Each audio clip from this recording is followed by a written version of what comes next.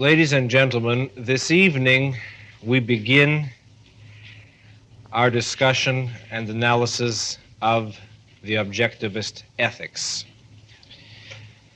The Objectivist ethics is, of course, the branch of Objectivism which has been presented in greatest detail in print, in Miss Rand's novels and essays.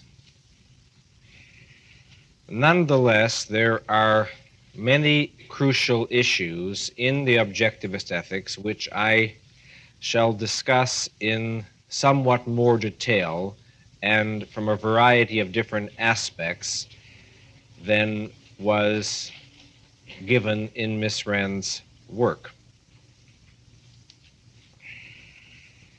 I said in Lecture 1 of this course that the three basic branches of philosophy, metaphysics, epistemology, and ethics, may be summarized by three questions. What exists? How do you know? And so what? Well, it is from this point on in our lectures that I shall be concerned with the so what.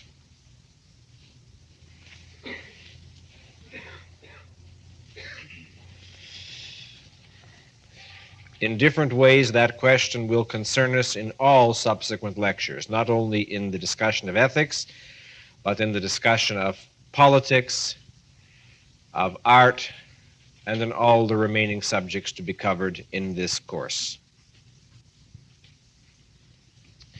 Let us begin by defining what is the branch of philosophy called ethics or morality. Let me mention parenthetically that while sometimes a very slight distinction is made between ethics and morality in their meaning, I use the two terms interchangeably because I don't see any validity or justification whatsoever in the type of distinctions which are sometimes made between these two terms. Ethics is a code of values to guide man's choices and actions. The choices and actions that determine the purpose and the course of his life. Ethics is a code of values to guide man's choices and actions, the choices and actions that determine the purpose and the course of his life. Therefore, the task of the science of ethics, of course, is to discover and define in what a rational code of ethics would consist.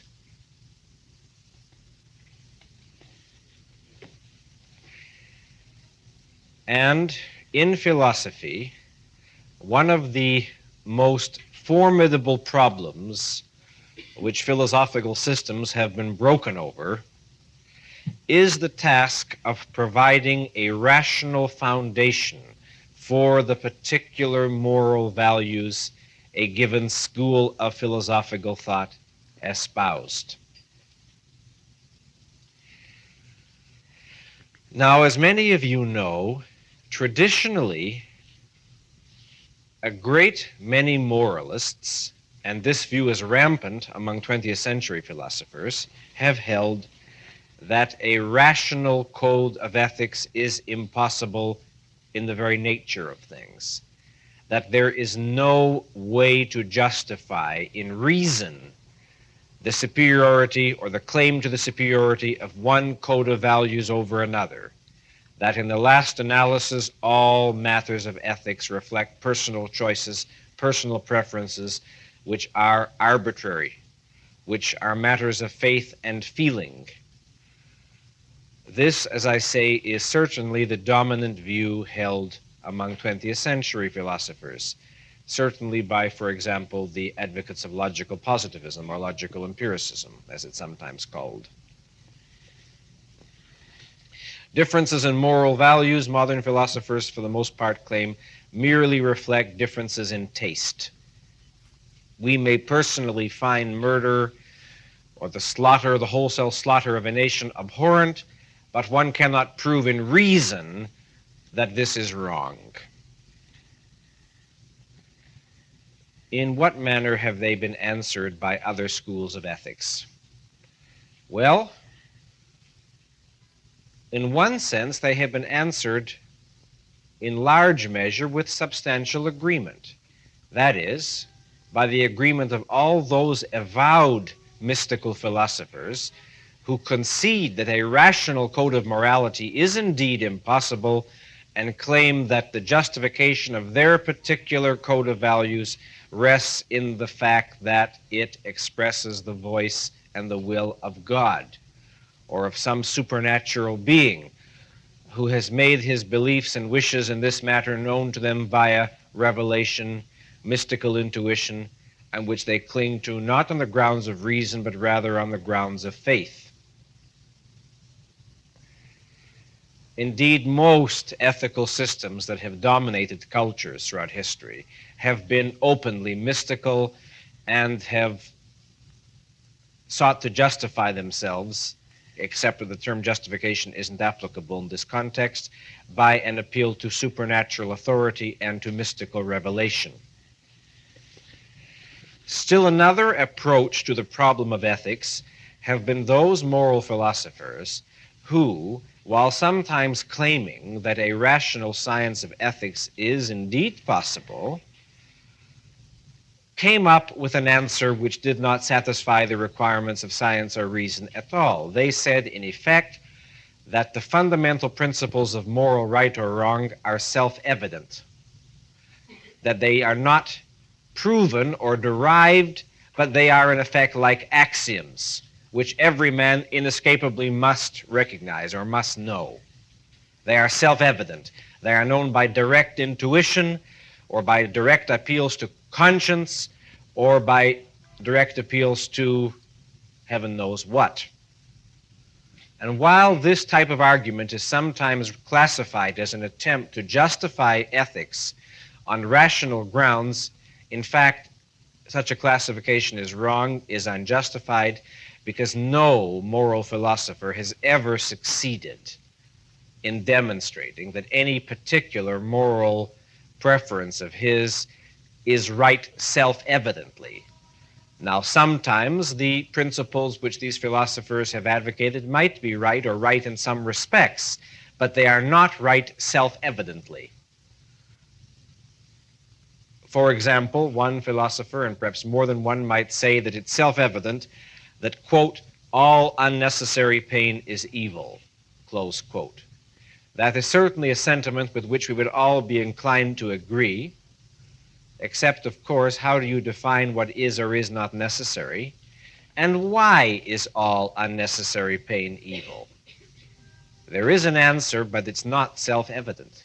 It's not something which we know by revelation or by direct intuition. It can be proven, but it needs to be proven.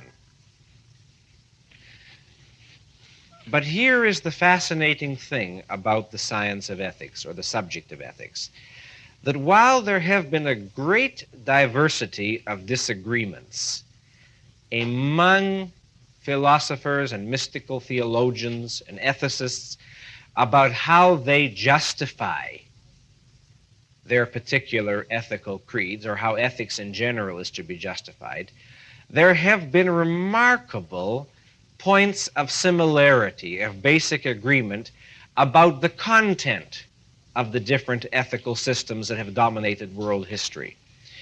In other words, while they often differed on how they arrived at their conclusions, there is a remarkable degree of agreement with regard to those conclusions. The essential point of agreement hangs, of course, as I would assume you know, upon the sacrosanct nobility of the concept of self-sacrifice. Throughout history, every ethical system which has ever been a major cultural influence has taught one variety or another of the doctrine of self-sacrifice. That is, has taught that man has no right to exist for his own sake, that the moral purpose and justification of his life is service to others, and that self-sacrifice is the noblest, the highest virtue that man can reach, and his foremost duty. In different eras, different things have been held to be the proper beneficiaries of man's sacrifice, so that at one time in history, man was to be sacrificed for the glory of the tribe, or for the glory of Pharaoh, or for the glory of God, or for the glory of emperor, or for the glory of king, or for the glory of state, or for the glory of race, or for the glory of the proletariat, or for the glory of society. But always it was held that selfishness is a synonym for evil, and that virtue consists of serving some allegedly higher ideal outside and beyond the interests of the living individual involved. In the 19th century, a totalitarian collectivist, Auguste Comte, coined the name which best designates this whole approach to ethics, namely the term altruism. Altruism is the moral code which teaches, which holds, as I indicated a moment ago, that man has no right to exist for his own sake, that the moral purpose of his life is service to others, that self-sacrifice is his highest virtue and foremost duty. In modern times, of course, the chief beneficiary of human sacrifices has been represented as being society, the nation, the state.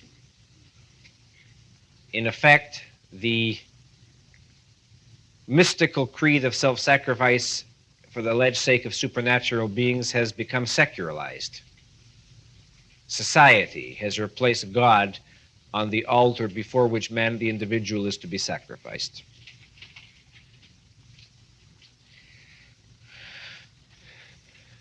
Now then,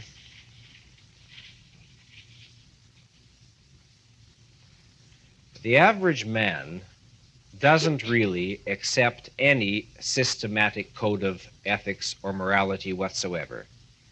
Morality is to him something of a bore, really. It's something associated with duty or grayness or boredom, that which will take away his pleasure, take all the enjoyment out of life, that to which he feels himself obliged to pay lip service, but which has really got nothing to do, so he believes, with the job of getting along with living. What he doesn't realize is that man cannot live without some kind of values to guide him. That man cannot live without some kind of guiding principles to direct his action, and that the morality of altruism has left him in a devastating kind of moral vacuum, has left him in a moral wilderness where he never knows what to do, when to sacrifice and when to collect somebody else's sacrifices, what he can claim as a right, what he can ask only as a favor, what he can achieve only by someone else's sacrifice. When is the time to take and when is the time to give? When is he to be the victim of altruism and when is he to be the profiteer? So for the most part, he tries to live his life by a kind of, at best, common sense code of fair play, which usually breaks down in all the crucial issues when major decisions have to be made, at which time, sensing the solemnity of the task of passing a major moral decision and having no well thought out objective moral code, he almost invariably falls back in his helplessness upon an appeal to and an acceptance of the conventional ethics of altruism. In effect, in big issues, when in doubt, sacrifice yourself. You're sure to be moral if you do that. That is really the operating principle upon which he lives. As a purely philosophical achievement, the most extraordinary feat in Atlas Shrugged is Ayn Rand's presentation in Galt's speech of the rational foundation of the objectivist code of morality. the most revolutionary single achievement is the method by which she validates and justifies the code of ethics upheld in Atlas Shrugged, and thus smashes the notion that a rational code of morality is impossible, and smashes the monopoly which mysticism has always enjoyed over the field of morality. Therefore, for some time this evening, for the next 20 minutes or so, I shall direct your attention to a rather careful consideration of how the objectivist ethics begins, how it builds, what is its foundation, how is the standard of morality in the objectivist ethics derived and justified. In order to give you a better appreciation of the problem involved, consider what the big question any ethicist is up against is. Namely, he can say that, let us say, man should do such and such. Then if you ask him, well, why should man do such and such? He will say, well, in order that such and such will occur. And if you say to him, yes, but why should such and such occur? He will say, well, in order for such and such to occur. But at some point along the line, there has to be some end or goal which represents a stop. Otherwise, you get an infinite regress. Everything is for the sake of something else. You need a final end, a final goal, which is the standard which all lesser goals and all other actions must conform to. Some end, some goal, which will act as a standard and principle by which to judge all other values, all other actions which man can take. How then does objectivism approach this problem? The first thing to point out is this. Objectivism does not begin, as most philosophies do, by taking the phenomenon of moral values as a given. That is, objectivism does not begin merely by observing that men pursue various values and by assuming that the first question of ethics is, what values ought man to pursue? No, we begin on a deeper level with the question, what are values and why does man need them? What are values and why does man need them? Why is the whole issue of morality important one way or the other? What are the facts of reality? What are the facts of existence and of man's nature that necessitate and give rise to values? Consider for a moment the following. Perhaps ethics is all a mistake from beginning to end. Perhaps the whole science should be dismantled and abandoned as a wrong trail, like alchemy or astrology or phrenology, say. Maybe there is no such science. Maybe the whole issue is nonsense from beginning to end. Maybe the reason why philosophers have been so dreadfully inept in their attempts to find satisfactory ethical solutions to problems lies in the false assumption that there is any valid place in man's life for a code of ethics or morality one way or the other. Perhaps man doesn't need a code of ethics or morality. Maybe he can dispense with the question of values. Maybe it's all a colossal historical mistake. Why need we be concerned with the issue of moral values one way or the other? If you want to know how to derive a rational code of values, begin there. Begin with the question, what are values? Why do we need values? What is their role and function in our lives? In other words, begin at the beginning. What is a value? A value is that which one acts to gain and or keep. A value is the object of an action.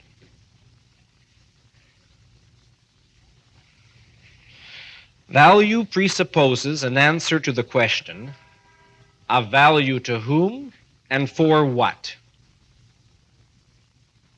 Value presupposes a standard, a purpose, and the necessity of action in the face of an alternative. Where there are no alternatives, no values are possible. Consider this. Imagine an entity who, by its nature, had no purposes to achieve, no goals to reach. Such an entity could have no values and no need of values. There would be no for what. Or again, an entity incapable of initiating action, or for whom the consequences would always be the same, regardless of its actions. An entity not confronted with alternatives could have no purposes, no goals, and hence no values. Nothing it did would make any difference to it. Nothing could affect its state. Nothing could hurt it or help it. Only the existence of alternatives can make purpose and therefore values possible and necessary.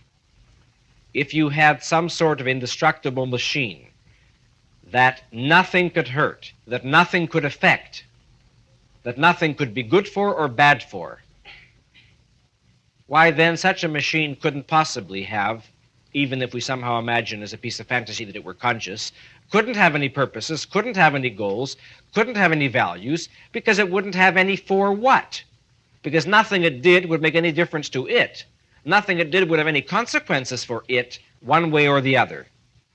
Only when there are alternatives confronting an entity, only when it makes a difference what it does and what happens to it, can there be purposes and therefore values.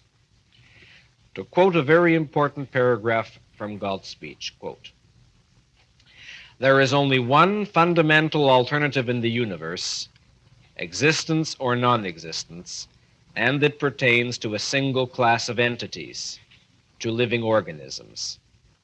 The existence of inanimate matter is unconditional.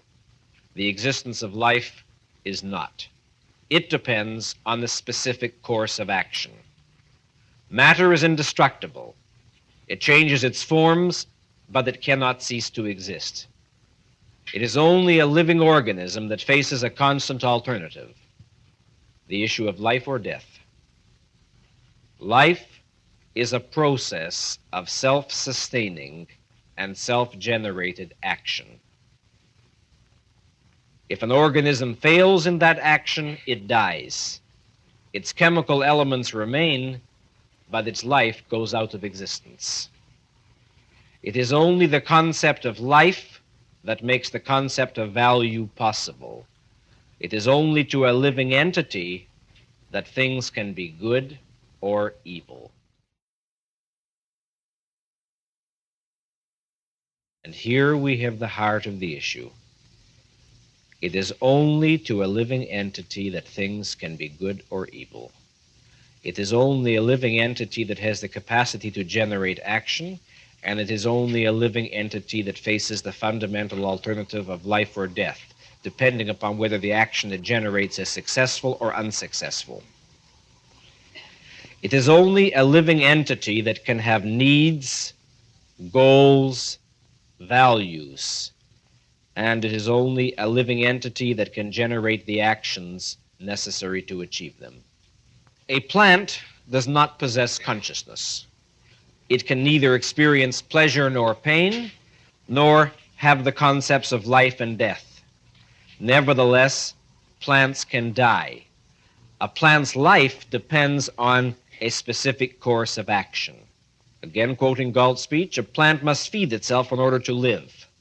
The sunlight, the water, the chemicals it needs are the values its nature has set it to pursue.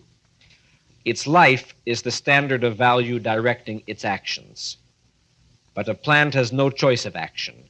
There are alternatives in the conditions it encounters, but there is no alternative in its function. It acts automatically to further its life. It cannot act for its own destruction, close quote.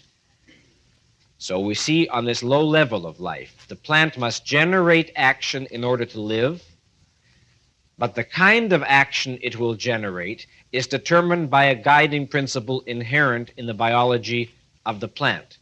It will always act in the direction of preserving its life.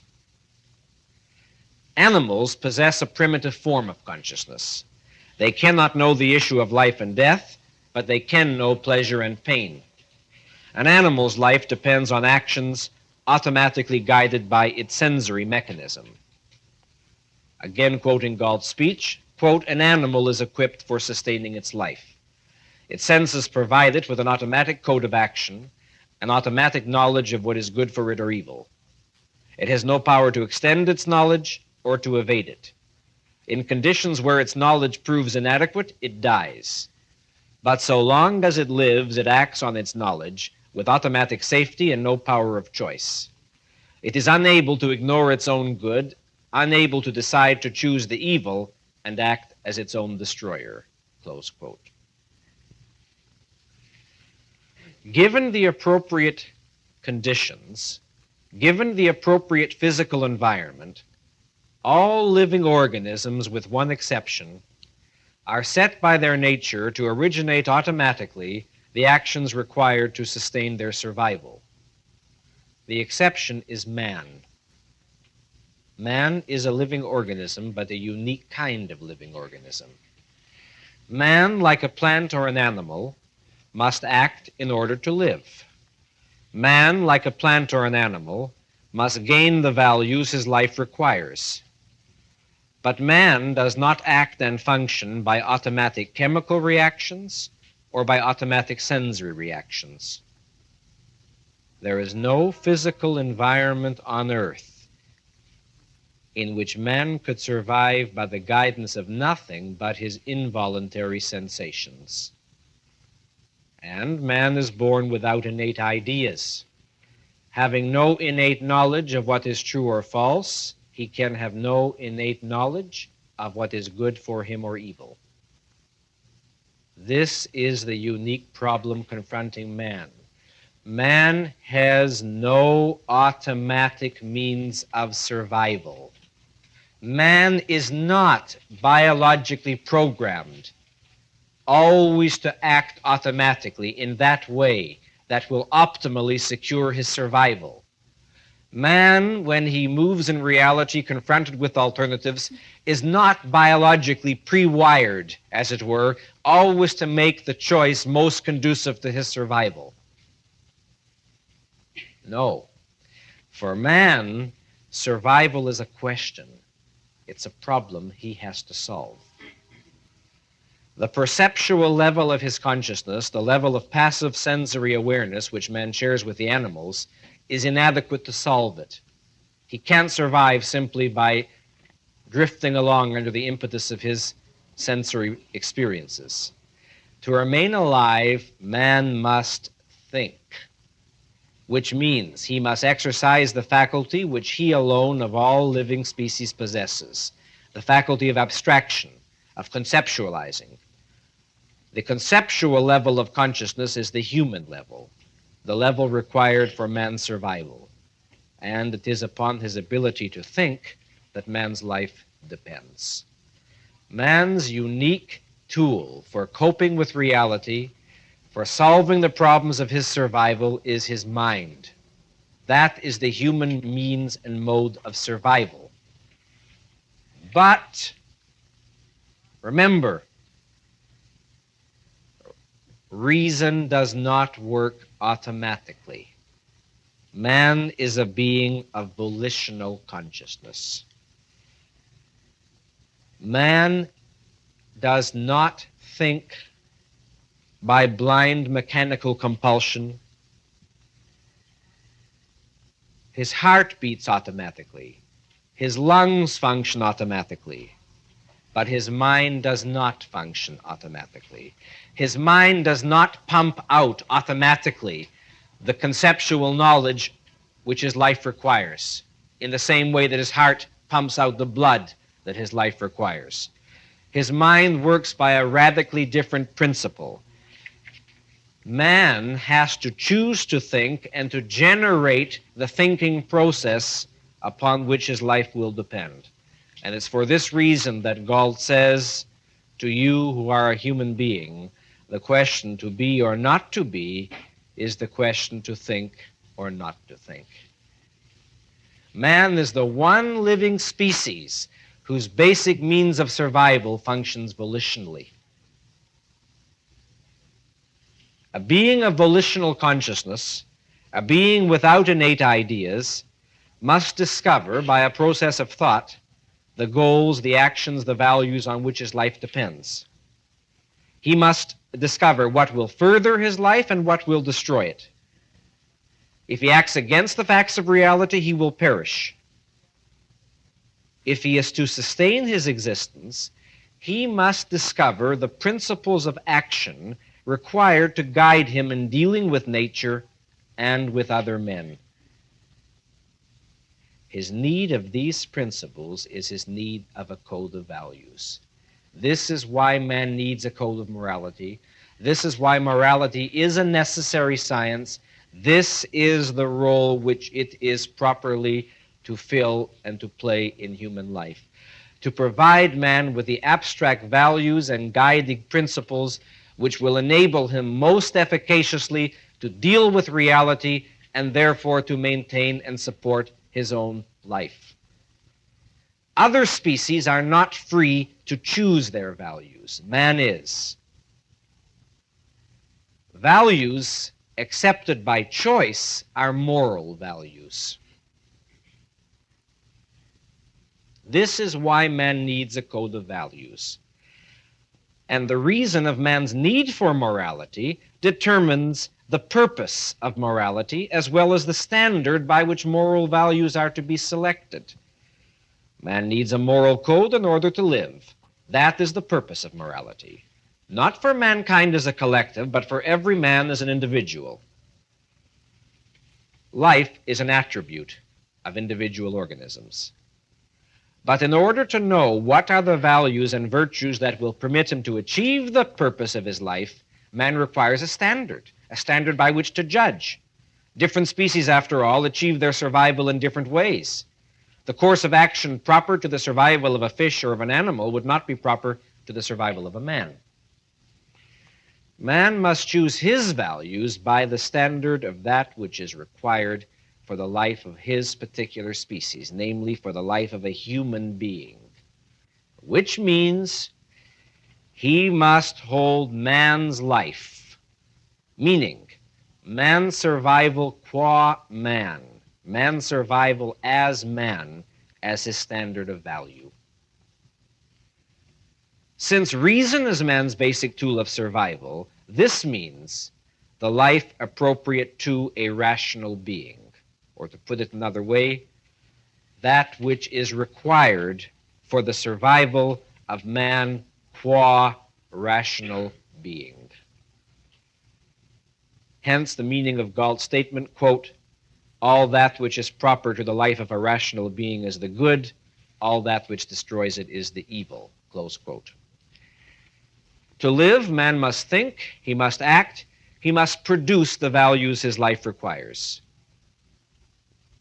From the food he eats, to the clothing he wears, to shelter, to drugs, to bridges, to the surgery and the medicines that save his life.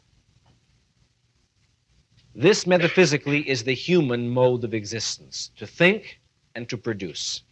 When men attempt to survive, not by thought and productive work, but by parasitism and force, by theft and brutality, it is still the faculty of reason that they are secretly counting on. The reason that some moral man had to exercise in order to create the goods which the parasites propose to loot or expropriate. Man, like every other living species, has a specific manner of survival which is determined by his nature. Man is free to act against the requirements of his nature, to reject his means of survival, his mind, but he is not free to escape the consequence: misery, anxiety, destruction.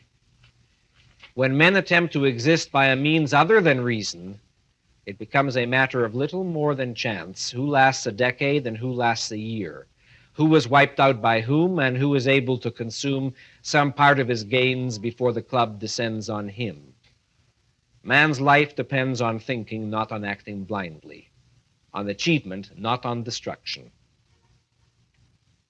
Nothing can change that fact.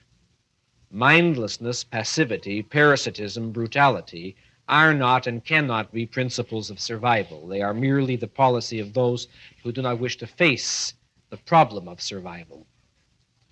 Man's life means, and this is very important for you to understand, the concept of man's life as the standard means man's life lived in accordance with the principles that make man's survival qua man possible.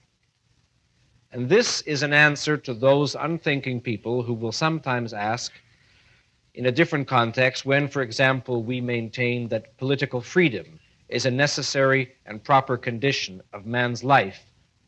Such people will ask, well, people lived in the Middle Ages, didn't they? They lived in Nazi Germany, didn't they? They lived in Soviet Russia, didn't they? Men have survived under every kind of dictatorship, haven't they? So how can you say that freedom is a necessary condition of man's life qua man? The question to put to such unfocused, censored, is who lived? Who survived in the Middle Ages? Who survived in Nazi Germany? Who survived in Soviet Russia? When we say that a dictatorship is inimical to the requirements of man's survival, we do not mean by this that the second the dictatorship is imposed, everyone of the population dies immediately. We mean that a set of social conditions are set up which are inimical to the requirements of man's survival, and that one of the characteristics of all such dictatorships is that they are able to maintain themselves only by constantly draining human blood. In such dictatorships, it is a matter of chance who dies this week and who dies next.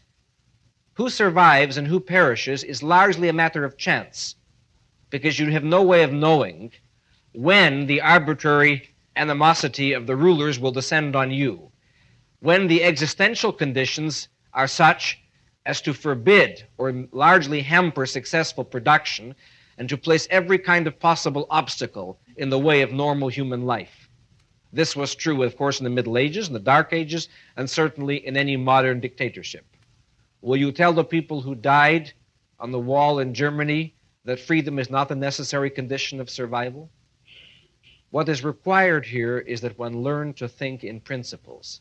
If a doctor tells you that some vitamin is necessary for your life or your well-being, he doesn't mean that if you don't have it, you'll die immediately, and he doesn't mean that you might not drag out your days in a crippled state. He means that for the mode of life physically proper to you as a human being, you need that vitamin for the maximum resistance to danger and the maximum enjoyment and fulfillment of your life. The same thing applies to the other moral precepts which will be discussed in our presentation of what man's life depends on. Just as man is alive physically to the extent that the organs within his body function in the constant service of his life, so man is alive as a total entity to the extent that, in addition to his heart, lungs, and other vital organs, his mind functions in the constant service of his life. The mind, too, is a vital organ, the one vital organ whose function is volitional. A man encased in an iron lung, whose own lungs are paralyzed, is not dead, but he is not living the life proper to man. Neither is a man whose mind is volitionally paralyzed. Now, the traditional mystics have declared that if God did not exist, morality wouldn't be necessary. Everything would be permissible. The neo-mystics have declared that if society did not exist, morality would not be necessary. Any course of action would be as good as any other, would be as valid as any other. Would it? It is not for the purpose of satisfying the wishes of a supernatural being that man needs a code of moral values, and it is not for the purpose of satisfying the wishes of his neighbors. The source and justification of values is neither God nor society. Morality is neither mystical nor social. It is a practical, selfish necessity. The cardinal principle at the base of Ayn Rand's ethical system is the statement in Galt's speech that, quote, "It is only the concept of life that makes the concept of value possible. It is only to a living entity that things can be good or evil, close quote. This is the concept which cuts through the whole mystical fog which has swallowed morality and answers the claim that you cannot have a rational code of ethics, that a code of values cannot be logically derived from facts. It is the nature of living entities, the fact that they must sustain their life by self-generated action, that makes the existence of values possible and necessary. For each living species, the course of action required is specific. What an entity is determines what it ought to do. By identifying the context in which values arise existentially in reality, objectivism refutes the claim that the ultimate standard of any moral judgment is arbitrary, that normative propositions cannot be derived from factual propositions, to put the case in its modern terminology. By identifying the roots of the concept of value epistemologically, Ayn Rand has shown that not to hold man's life as one standard of moral judgment is in fact to be guilty of a logical contradiction. Why? Because it is only to a living entity that things can be good or evil. Life is the basic value that makes all other values possible. The value of life is not to be justified by a value beyond itself. To demand such a justification, to ask, yes, but why should man choose to live, is to have dropped the meaning, context, and source of one's concepts. Abandon the concept that life is a value, and you lose your right to the concept of values. Should is a concept that can have no intelligible meaning. Should is a value term, remember, if divorced from the concept and value of life. If life, that is, if existence, if man's existence is not accepted as one standard, why then only one alternative standard remains: non-existence. But non-existence, death, is not the standard of value, it is the negation of values. The man who does not wish to hold life as his goal and standard is free not to do it, not to hold it. But he cannot claim the sanction of reason. He cannot claim that his choice is as valid as any other. It is not arbitrary, it is not optional whether or not man accepts his nature as a living being, just as it is not arbitrary or optional whether or not he accepts reality. This, then, is the basic issue involved in how one approaches the whole question of ethics to begin with. In order to survive, man has to know what to do. He has to function long range, moreover, because, and this is a very important point, if he makes a wrong choice, the disastrous consequences will not always befall him immediately. If they did, again, he wouldn't need a code of morality because he'd choose right or he'd be dead.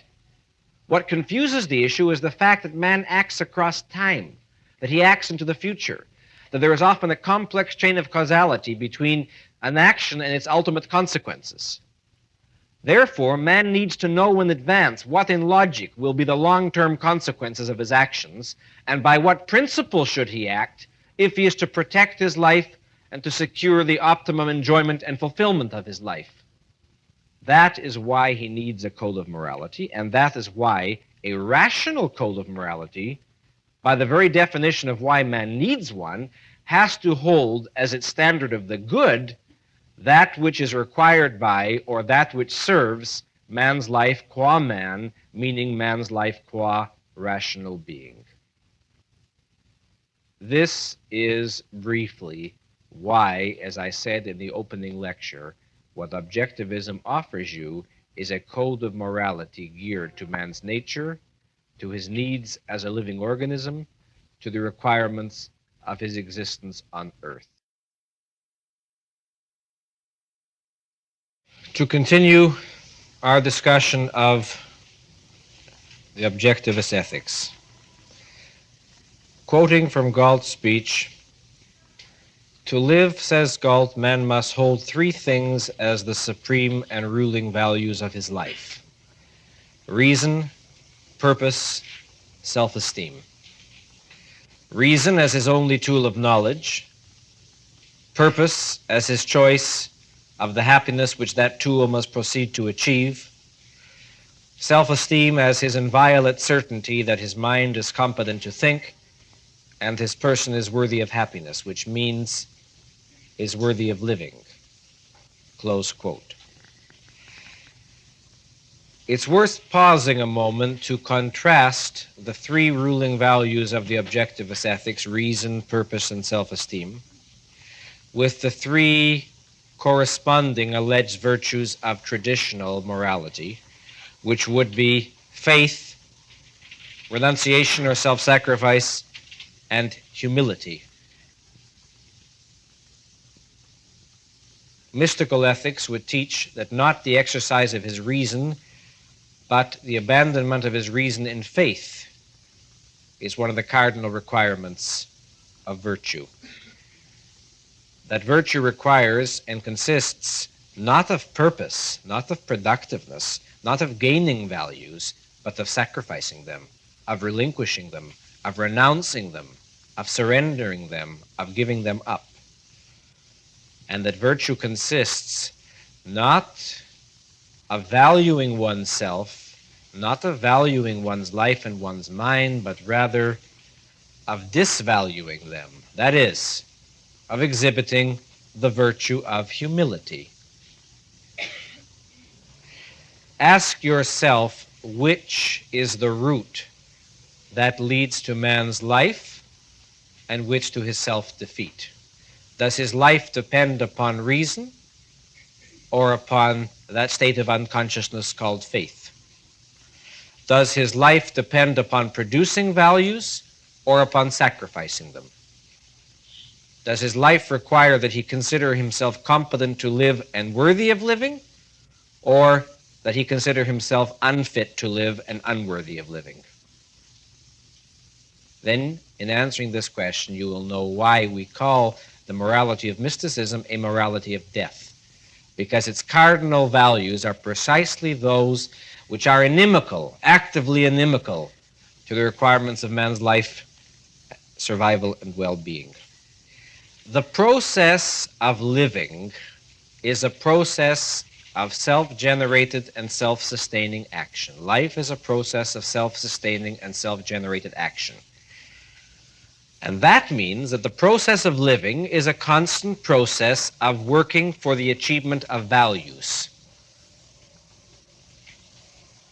This is a process inherent in life itself. Life is action. Life is purposeful motion toward a goal. That is the meaning of life. The emotional concomitant of successful action is that psychological state which we call happiness. The alternative of happiness and suffering is the internal psychological form in which man experiences the alternative, which in existential terms we recognize as that of life and death.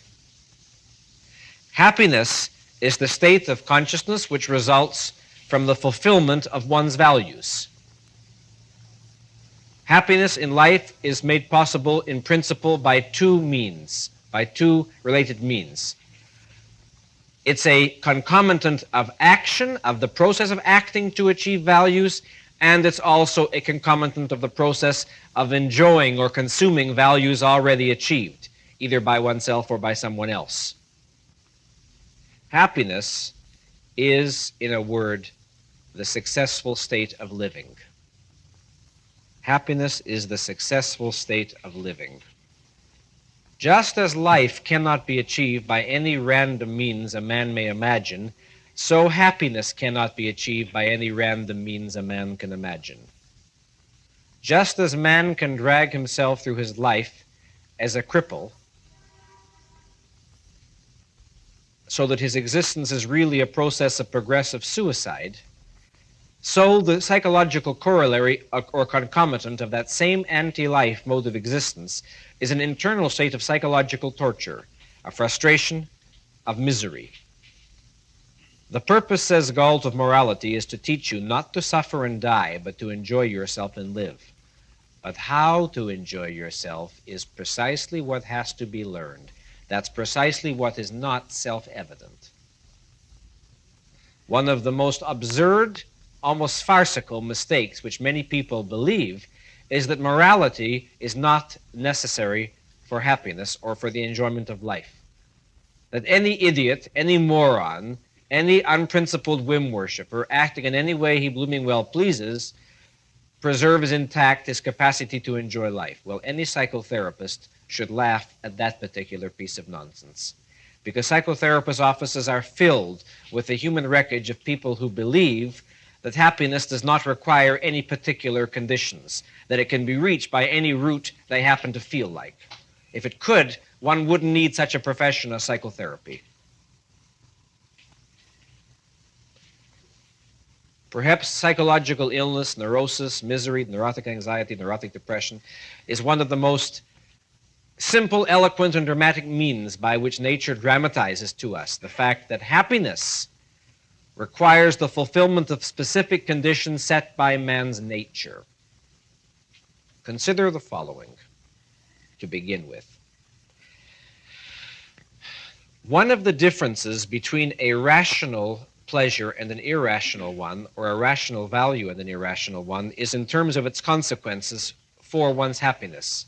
A rational pleasure doesn't carry a hangover or a kickback with it, meaning because it is pro-life, it doesn't carry a penalty.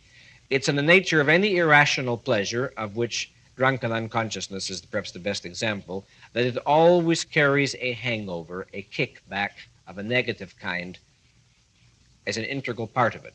And there is a reason for this, which we can appreciate very simply. The only way to hold a consistent code of values is to hold a consistently rational code of values, because if your values were consistently irrational, you'd be dead. If none of your values were right, you couldn't exist at all. Therefore, among the living, there are only the people whose values are inconsistent and those whose values are consistently right. But nobody's values could be consistently wrong. Such a man would perish if some of the things he wanted weren't right. Now, consider this then. If you hold contradictory values, inconsistent values, this means that the satisfaction of one value will entail the frustration or negation of another. If, for example, among your values are the desire to enjoy life and to have security and a stable, predictable existence, but you also decide that you want a nice little shortcut via being the profession of bank robber, why then the price which is paid, even if one is not caught immediately, is in terms of the frustration of other values. And there isn't any possible escape from this principle, and that is why any irrational pursuit at one point or another always acts destructively for the life, the well-being, the happiness of the organism, the human organism.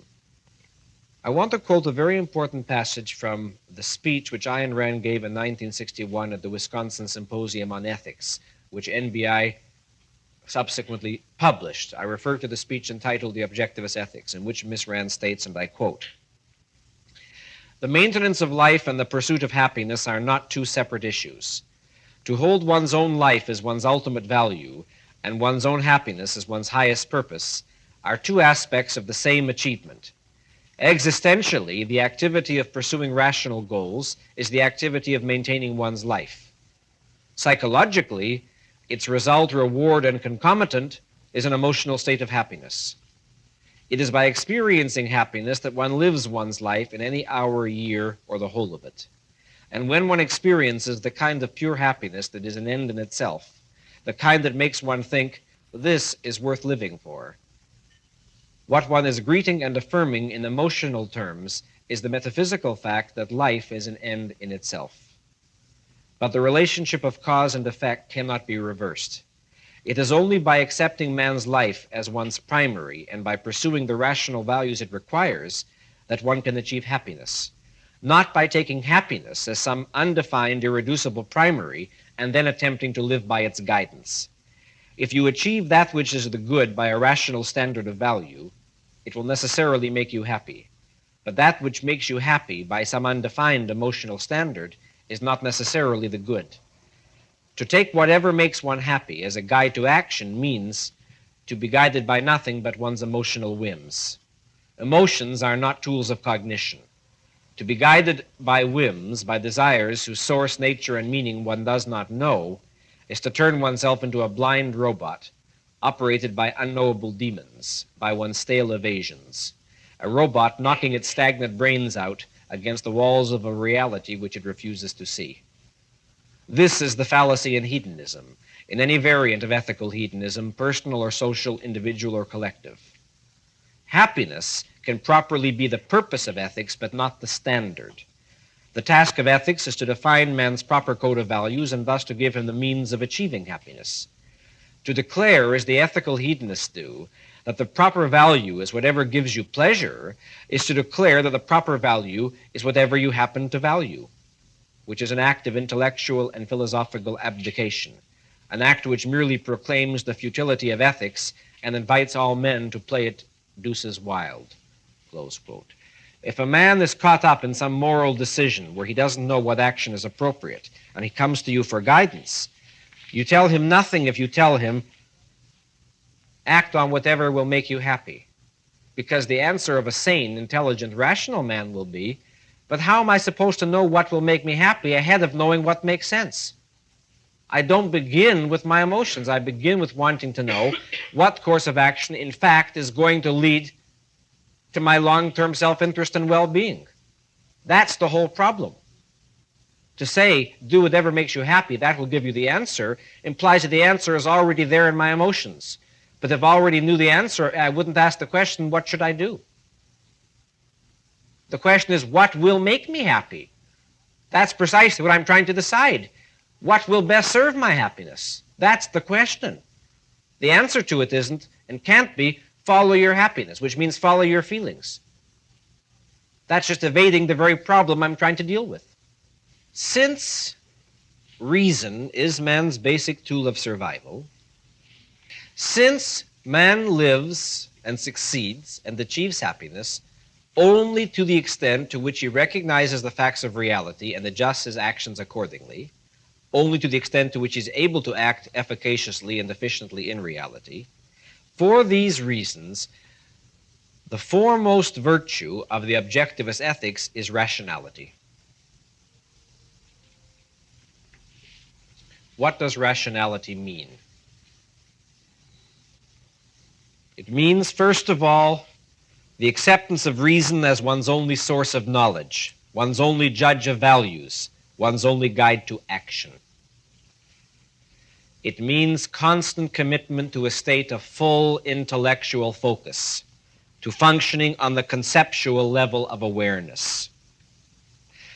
It means dedication to the principle of constantly seeking to expand the range of one's awareness, constant dedication to the principle of intellectual growth. It means a commitment to the fact that reality is real, which means to the principle that one's goals, one's values, one's actions take place in reality, and therefore one does not sacrifice one's knowledge of reality, one's perception of reality, one's judgment of reality to any other consideration. Nothing can be higher than reality. No value can be sought at the expense of blinding oneself to reality. It means commitment to the principle that one's values, one's desires, one's decisions, one's conclusions must be validated by a rational process of thought, as honest, as conscientious, as scrupulous a process of thought as one is capable of performing. Of course, for a full presentation of what it means to function as a rational being, this you will find all through Atlas Shrugged. There you will see, in scene after scene, in a great variety of the kinds of problems that human beings can come up against, what the principle of rationality means in practice. When Reardon is struggling to understand his family, and no matter how hurt or bewildered he is, he goes on thinking. He's trying to understand. That is the virtue of rationality. When he works, trying to discover or invent Reardon metal, abandoning one unsatisfactory solution after another until he gets what he wants, that is the virtue of rationality.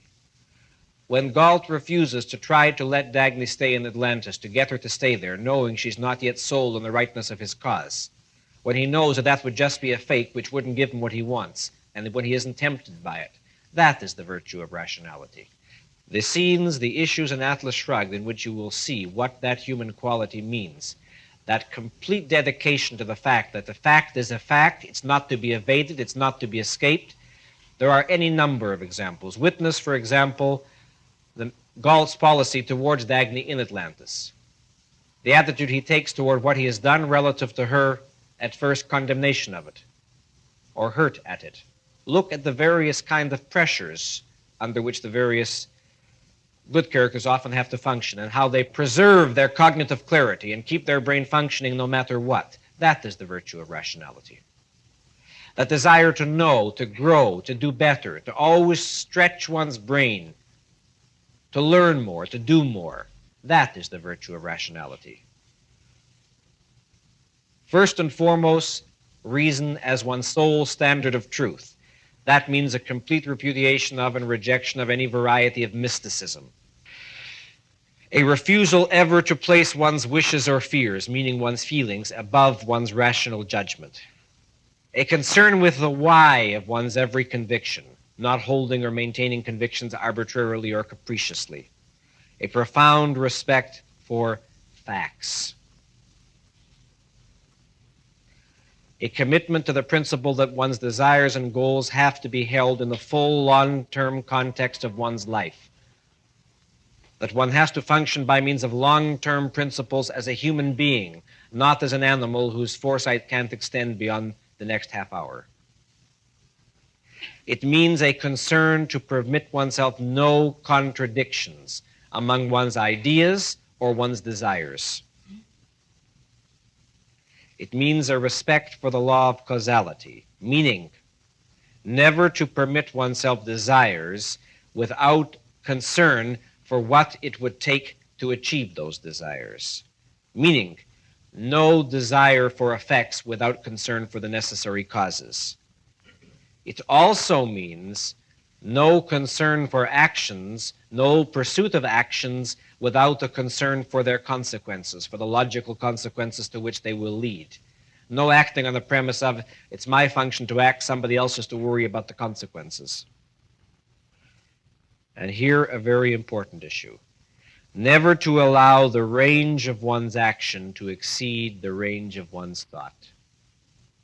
Never to allow the range of one's action to exceed the range of one's thought.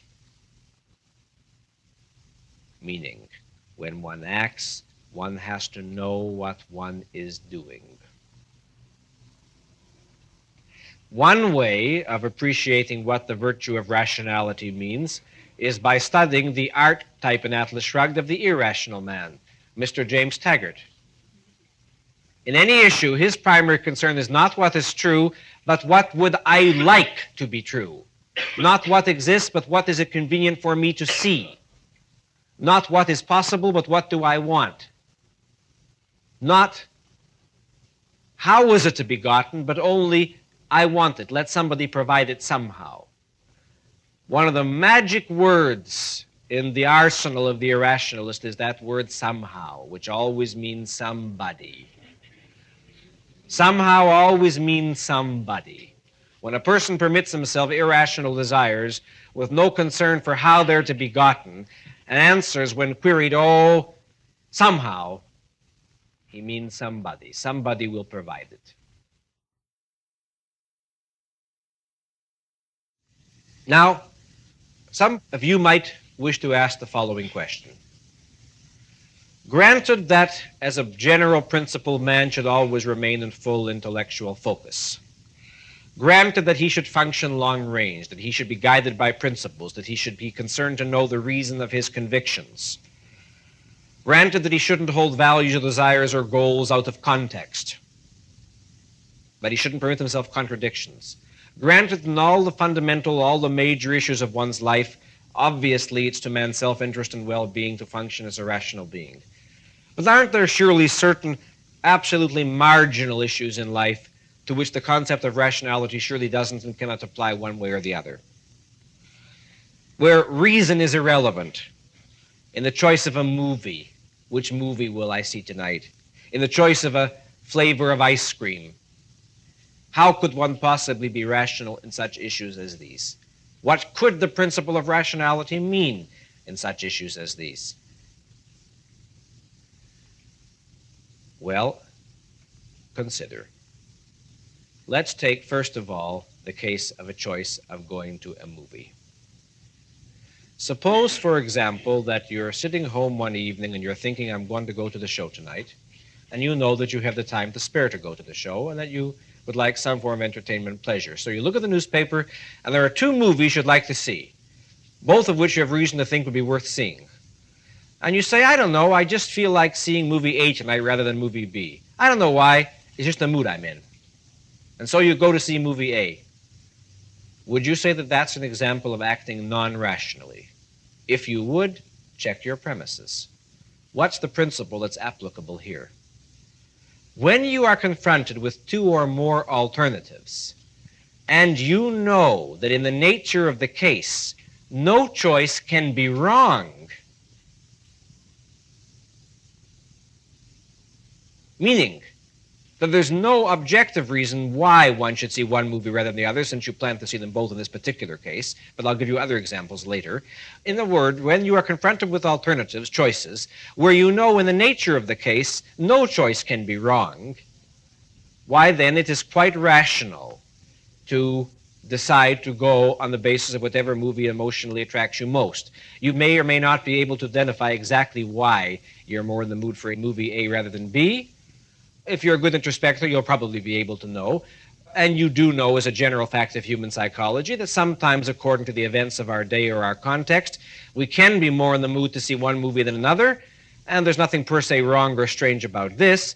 And what makes either choice honestly and legitimately optional is the fact that in the nature of the case you can know in advance that no matter what you see, it cannot be a wrong choice. Under what circumstances might it be? Well, suppose you have to study for an exam tomorrow and you know you're not prepared.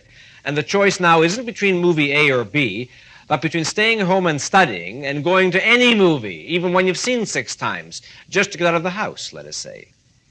And you know that it's very much against your self-interest to go to a movie tonight because it's important to pass this exam and you know you're not prepared. Well, then the fact that you happen to feel in the mood to see movie A, B, C, D, or X becomes quite irrelevant. Because here you are dealing with alternatives where clearly the choices are not equal. One choice is objectively preferable to another. You have to, in effect, know under what circumstances it's appropriate to follow your feelings. For example, a very crude, simple example. You're out for a walk on a summer day in the field, let us say, and suddenly you take it into your head that you feel like running, and all you are aware of is that you're feeling very good and this would give you an emotional experience of pleasure. Well, this is not irrational because rationality consists of taking cognizance of what is the context in which you are functioning. There couldn't be any possible argument against your running. And if there couldn't be any argument against it, and if you know it would give you an experience of pleasure, why then it becomes rational to do it. But you have to know that.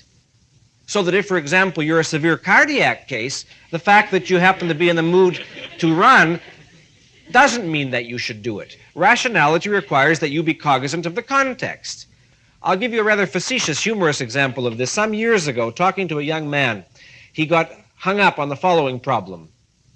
Namely, somebody had said to him, well, how can you be rational all the time? You're out on a date with a girl, let's say, and you park the car. What are you going to start discussing, astronomy or the celestial motions? How can you be rational all the time? Well, of course, the error here is in assuming that that would be rational.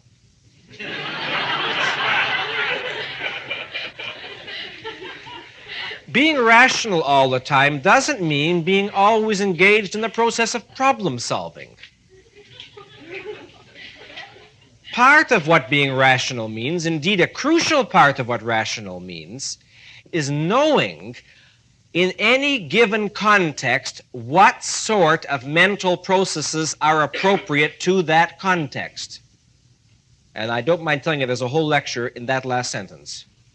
I said to you several weeks ago that man's biological distinction, one of his biological distinctions, is that man is self-regulating with regard to the action of his consciousness. And this involves, among other things, the decision concerned with what type of mental processes are appropriate to different contexts. And obviously, it isn't the case that the same kind of concrete, literal mental processes are identically appropriate in all possible contexts, except the most fundamental one of being conscious, of course, and knowing what you're doing. But for example, if this young man is studying for his exam or working on a mathematical problem, then it's appropriate to be engaged in a purposeful problem-solving activity. If he's out on a date with his sweetheart and he's parked the car, that is not the kind of activity that is normally appropriate. And one would question his rationality if he thought that it were. And therefore, a crucial part of rationality is taking cognizance of context and seeing that one's mental and physical actions are appropriate to a given context. Take still a simpler example, perhaps the silliest. How can one be rational in one's choice of ice cream flavors? Well, I've already given you the principle by which to answer that question. In one's tastes in food, two factors clearly are involved. One factor, of course, is association. We form certain associations with certain flavors. Secondly, there's considerable evidence to suggest that there are certain inherited physical factors which will be relevant to taste preferences in food or drink. Therefore, again, if you are weighing, shall I have a chocolate ice cream cone or a vanilla or a strawberry, you can know in the nature of the case that there is no such thing as a wrong choice, unless you happen to be allergic to one of these flavors or be dreadfully overweight, etc., etc., etc., and that you can fill in for yourself. But there are issues in life in which all of the options are equally valid. And maybe you could say, well, I don't know by what association I happen to like chocolate more than banana cream. What difference does it make if you never know how you happen to form that preference, or you never happen to know what particular physical inherited factors might be involved? What you are able to know is that it doesn't make any difference in this particular case. That's what you have to be responsible for knowing. Now then, in the course of the next lecture or two, I will be concerned to pursue further this whole issue of what are the principles, the values, the principles of action which man's life requires for its successful fulfillment. But before concluding this evening's discussion, there is one last issue relevant to the clarification of the concept of man's life as the standard that I want briefly to touch on. In principle, I have already covered this point, but experience has taught me that sometimes students are confused by it, and therefore I want to elaborate on it now. When we say that the objectivist ethics holds man's life, or the life appropriate to a rational being, as its standard of value, this means the objective requirements of man's life qua man in the full context. It does not mean that in any value choice, one's only or foremost consideration should be one's immediate physical self-preservation. Man's life as the standard of value does not mean that in any moral choice, the primary consideration is only, or first of all, your physical self-preservation through the span of the next moment of your existence. Indeed, such a policy not only is not entailed by the principle of man's life as the standard, more than that, it's actively incompatible with the standard of man's life. Why? Well, remember, life, as I have said, is a process of self-sustaining and self-generated action. The life proper to man, as we have seen, is a process of pursuing, achieving, and enjoying values. The values which his life as a rational being requires. But in the nature of reality, in the nature of life, the pursuit of values entails a struggle. And struggle entails risk. the pursuit of values necessarily involves the possibility of failure and defeat. A rational man does not rebel against this fact as he does not rebel against any metaphysical fact of reality. Therefore, to choose to act for one's values only when no risk is involved is to give up values, is to forsake values. And of course, to forsake values is to forsake life. A rational man does not venture senselessly. He does not attempt the impossible. He does not indulge in grandiose, empty gestures that can result only in his destruction. But when crucial values are at stake, he accepts the fact that the risk of his life itself may be necessary. Thus, the man who, to choose an obvious example, the man who consciously and willingly risks his life in the attempt to escape a dictatorship, the man who dies in the effort to achieve freedom, is acting on the principle of man's life as the standard of value. He knows what human existence is, and he will not accept anything less. He is unwilling to endure and regard as normal a non-human state of being, that is, a state where men act and function with a gun aimed at their heads, with destruction aimed at their values, and with escape from death, not the achievement of life, as the best they can hope for. It is in the name of the life proper to man that a rational person may be willing to die, not as treason to his life, but as the only act of loyalty possible to him. Conversely, the man who makes terms with the rulers of a dictatorship, the man, let's say, who delivers his wife and closest friends to destruction in exchange for being allowed to survive, it is this man that does not hold man's life as his standard of value. His motive is terror of dying, not the passion for living. He is willing to sacrifice every value he had ever found. He is willing to live without values and to surrender that which had been their root, his mind, his independence, his judgment, his love, in order to gain the security of a caged animal. Remember that the concept man's life and value are very wide abstractions, are they not? For every individual man, the value of life is experienced by him through the particular values he has chosen. These constitute the source of his enjoyment of life, and that enjoyment is the emotional fuel that keeps him moving. The greatest of these, as we shall see in subsequent lectures, the greatest of these values, to anticipate, are work and love. And such values can become irreplaceable. That is, once holding them, a man may have no desire to live without them, without the particular values which grant the pleasure, the enjoyment, the fulfillment of his life. For this reason, a rational man might willingly risk death to save the life of the woman he loves, because the value of life to him has become inextricably tied to her existence. We're only wide open, let us say, with regard to the issue of values at the moment of birth. From that time on, we're forming concrete value attachments, and we're not in love with life as some sort of floating abstraction, or with values as some sort of disembodied abstraction, but with our life and with the particular values we choose. That is what gives meaning and enjoyment to our life. The man who, in any and all circumstances, would place his physical self-preservation above any other value is not a lover of life, he's an abject traitor to life, to the human mode of life, because he sees no difference between a life proper to a rational being and the life of a mindless vegetable. He sees no value as non-expendable. His treason is not that he values his life too much, but that he values it too little. Quoting Francisco, to love a thing is to know and love its nature. To love life is to know and love the nature of life.